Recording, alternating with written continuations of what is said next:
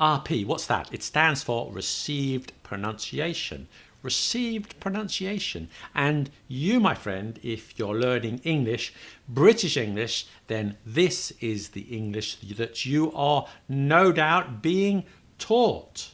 If you look up a word in a British dictionary, you will see those little phonetic squiggles next to the word. That's the IPA. And that's not a type of beer. No, it's the International Phonetic Alphabet, and they give you the RP version of a word. You press the little speaker icon next to the squiggle and hey presto, the word will be recited in RP. For example, blood. Blood, and he said blood and not blood, which is what our friends up north would say. Anyway, your teacher, wherever he or she is, probably doesn't have an RP accent. How do I know that? Well, statistically speaking, it's unlikely. I mean, they say that only about 3% of British speakers have this accent. Most British people will have some kind of a regional accent, even if it's not very pronounced. And even me, your beloved teacher right here on YouTube, I have a slight London accent, and even though your teachers don't speak RP, the education material they use will almost certainly be written in RP. Now I say with and month because I'm from London, but your book will say with and month. I have Google Home and they choose a soothing RP voice. Listen to this. What's the weather like today in Paris? Today in Paris, it'll be sunny, with a forecast high of 22 and a low of 11. Listen, Britain is quite remarkable for its sheer number of accents. There are around 40 different accents and dialects spoken in the UK. Across the country, you'll find a land replete with diversity. If you're in Liverpool, you'll hear the Scouse accent, then hop on the train just 30 miles east to Manchester and you'll hear a completely different accent. How amazing is that? How many countries can boast such diversity? It's something we should celebrate. On this tiny island, you'll hear so many varieties of English, a mind-boggling salad of phonetic diversity. However, every language needs a standard version. However far we stray from the norm, when a Geordie and a Cockney struggle to comprehend one another, they are hip to the fact that there is a version of English they can both understand, that everyone can understand. The problem I have is not with the fact that we need a standard form of English, but rather it's the term RP I don't like. It's outdated and confusing, and I'm here to argue that we should ditch this anachronistic term in favour of the more up-to-date name, and that is SSBE, Standard Southern British English, a much better, clearer and accurate description. Now, in order to explain why I think that, we need to go back into its murky history. The type of English that we use today, that we consider the standard, originated in the areas around the South East Midlands, such as Leicester, the areas around Oxford and Cambridge, and London. These were the most densely populated areas in the Middle Ages. But let's move forward to the early 20th century. Britain is a country deeply divided by class. At this time, the first comprehensive guides to linguistics are being written, and there is much debate about who first came up with the term RP, but it's often attributed to this guy, Daniel Jones, a phonetician. I almost said a Phoenician, which is not the same thing. Anyway, in 1918, he published an outline of English phonetics in which he described received pronunciation, and he based the accent on the public school pronunciation. Now, public schools in Britain are elite schools where the aristocracy and the wealthy send their children. Boris Johnson went to a public school, went to Eton, it's a public school. So did Prince William and Prince Harry. Do not confuse public schools with state schools. State schools are where plebs like me went to. State schools are free, and it's where most British kids are educated. Public schools are for the posh kids. So why is it called received pronunciation? Well, the word received in this context means accepted, as in the expression received wisdom, the accepted wisdom. So if the term was invented today, it would most likely be called accepted pronunciation. RP back in the early to mid 20th century was associated with the way the aristocracy spoke. For that reason, some people also refer to it as Oxford English. That's where the children of the elite went to university. Did you know that 28 British Prime Ministers went to Oxford, including the current one, Boris Johnson, and the previous one, Theresa May, and the one before that, David Cameron, who also went to Eton, and Tony Blair and Margaret Thatcher. And another 14 went to Cambridge University, and 19 went to Eton Public School. That's just one public school. And what about my university, my alma mater, Leeds University? 0. Now, I thought Britain was supposed to be a meritocracy. Well, someone didn't get the memo, but we'll talk about that in another video. As well as the government and the civil service, the elite class also dominated the media. That's why RP is also referred to as BBC English, and sometimes the King's English or the Queen's English or the upper class English. The other thing about the aristocracy is that their accent is an accent of class, not of region. So posh people from Wiltshire, Staffordshire, Cumbria, wherever they grew up, if they went through the public school, Oxford University, Cambridge University route, they shared the same accent. In British English, you can often tell the social class of somebody just by listening to their accent. I'm not sure that this is the case in other forms of English or in other languages. Is it true where you're from? Let us know in the comments. Now we move forward in time and it starts to get complicated. What I painted is a historical picture of RP, but something happened around the 1960s or the 1970s where the definition of RP changed. There was a recognition that we should strive for a more meritocratic society, one where talent brings success rather than one based on largely inherited privilege.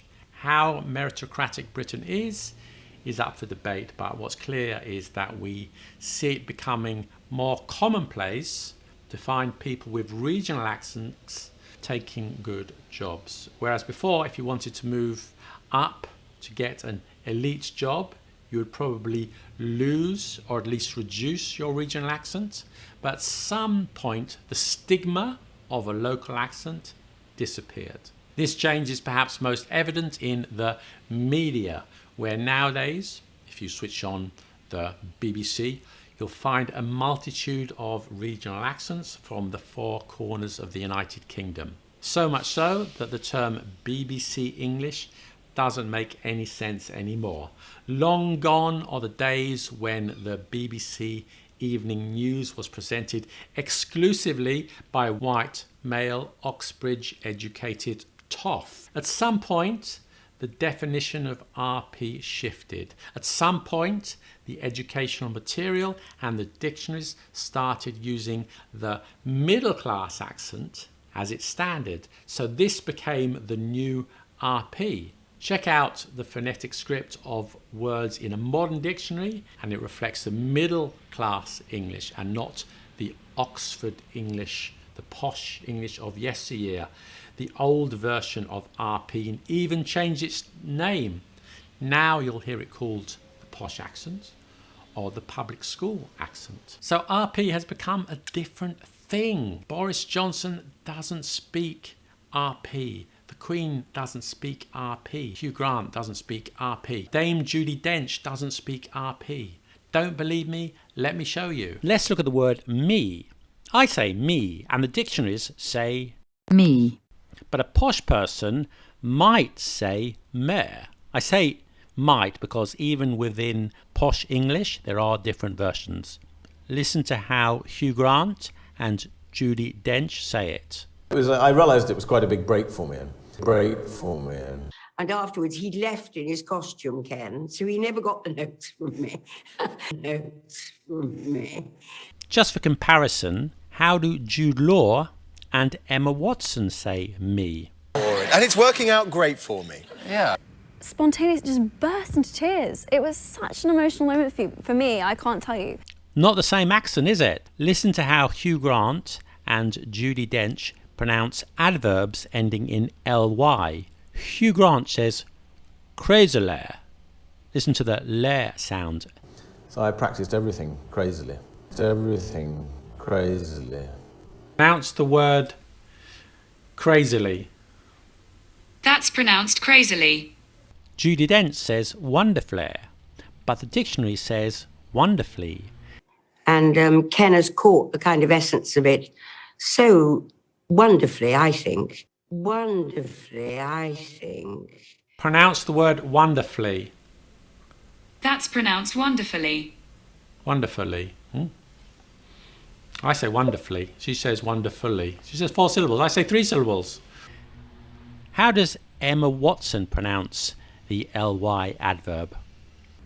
I just felt incredibly lucky to have the career that I'm having. She too has the lee sound, quite different to posh English. So RP has shifted from one accent to another accent. How strange is that? Not only strange, but very confusing. Now, linguists and phoneticians have tried to grapple with this change while continuing to use the outdated term and mould it into the new reality. Johnny Robinson posted a podcast on the British Library website where he referred to 3 distinct versions of RP: conservative RP, mainstream RP, and contemporary RP. Conservative RP is the posh English we mentioned earlier. Mainstream RP is the standard we see in the dictionaries spoken by all age groups, and modern RP is a more updated version spoken by younger speakers. He says, all, however, are united by the fact they do not use any pronunciation patterns that allow us to make assumptions about where they are from in the UK. Now, as I stated in the very title of this video, I take issue with the use of the term RP. We shouldn't be using it anymore, and here's why. Number 1, there can only be one standard. Attempts at dividing RP into 3 types, that doesn't make any sense. The dictionary has one standard pronunciation, not 3. How can you have 3 distinct accents, each with a claim to be RP, the standard? It doesn't happen in any walk of life. Let me give you an example. Imagine you walk into a pizzeria and you see margherita on the menu, pizza margherita. You immediately know its ingredients. Wherever you are in the world, you know that the ingredients of the margherita are tomato, mozzarella, and basil. That's it. And the base, the pizza base, of course. But what if somebody comes along and says, well, this is the modern margherita. It's the same, except that it has pineapple and chicken on top. And this is the conservative margherita. It's a pre-Columbian one without any tomato. Now, you would be outraged and confused, and you'd walk out hungry and angry. Now, saying that there are 3 versions of RP is a terrible idea. If you're learning British English, you want to know which accent is transcribed in your textbooks. Number 2, RP is supposed to be non-region specific. It's an accent that transcends geography. It is argued that RP is found from Land's End in Cornwall on the southwest tip of Britain to John O'Groats, the northernmost point in Scotland. But come on, who are we kidding? This is not true. Yes, you will indeed meet people from Scotland, from the north of England, from the West Country, who speak with this neutral accent, but not many.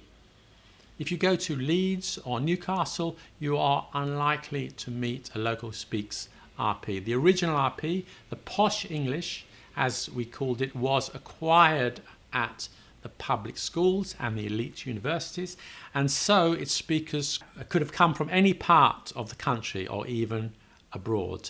But the vast majority of speakers of so-called mainstream RP are from the south, particularly the southeast of England. The third reason is because RP stands for received pronunciation, and as I mentioned earlier, this received means accepted, the accepted pronunciation. Does that mean if you have a London accent or a Brahmi accent, you're not speaking the accepted version? You're speaking something inferior? This reeks of class snobbery. And that may have been acceptable in the 1920s to talk about superior and inferior accents, but not now. Finally, just pulling all the other points together. Number 4, it's confusing that nobody can even agree on the definition of RP. And even the word received, few people even know why we use it. They think received means the fact that you received an education. No. Standard is a more standard term, and we should use that. So I'm arguing that what we should use, it, if not RP, we should use Standard Southern British English, SSBE. Who are we kidding? It's a southern accent. The vast majority of its speakers are from the southeast of England. Let's be honest about that. There is nothing wrong, by the way, with learning English with a northern accent or a West Country accent or a Scottish accent, but the phonetically transcribed materials use this SSBE, and it is what it is. And while it's like that, let's embrace it. One name for one thing, that middle class accent that people speak in the south east of England, SSBE. That'll do me, and that's why I won't be saying RP anymore. Oh, probably. Sometimes you have to, because most people have never heard of SSBE, but I'm trying to change that. Now it's your turn. Do you use the term RP? Do you agree with me that it's outdated? Let us know in the comments. Stay mellow. Have a beautiful day. Bye. If you want to know more about the difference between posh English and what I used to call RP, then check out this video I made up here.